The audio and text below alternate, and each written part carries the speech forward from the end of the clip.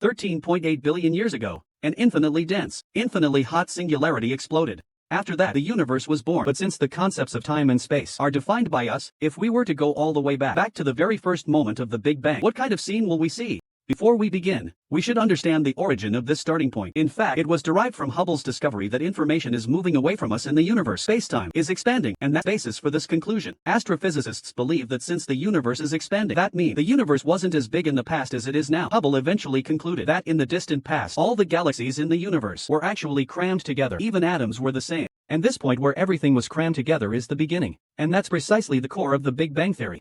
So, what would we see at the very beginning?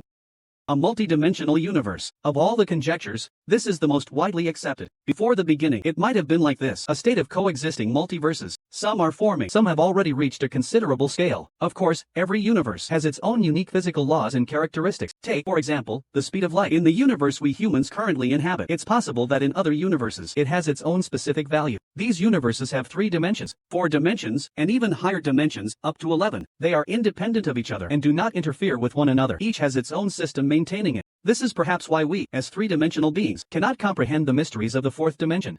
A virtual universe. It's a terrifying and civilization-manipulated conjecture. Looking at the Earth for me and even the dark depths of the universe, everything feels strangely unreal. So some scientists believe that perhaps everything we see is virtual. On the other side of our universe, a highly advanced civilization may be watching our every move, and what we call the universe could be a testing ground they deliberately set up. Just like in Godzilla vs. Kong, Kong lives in a virtual ecosystem, built by humans. In this incredible environment, if we were to go back to the so-called very beginning, we might discover the truth about higher civilizations manipulating humanity, a biological brain. Of course, this so-called beginning might just be what it looked like at the birth of cells, transcending the very beginning. What you might be seeing, so-called universe, is actually the brain of a colossal living being.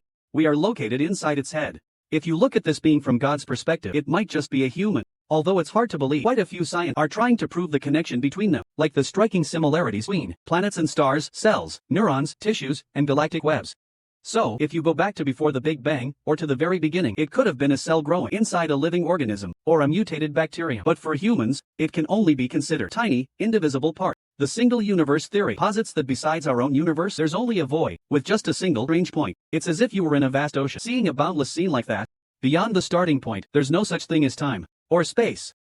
But if I had enough time, I might see this universe cycle endlessly, from the initial explosion and expansion, to its contraction back to a single point, a recurring process of change. Of course, all of these speculations are currently hypothetical. For us humans, venturing beyond the universe is incredibly difficult unless our civilization reaches Type 3 or higher, and we can utilize wormholes to achieve time travel. Only then can we break through the spatial barrier and explore the true mystery of the universe's origin and what it looks like beyond the starting point.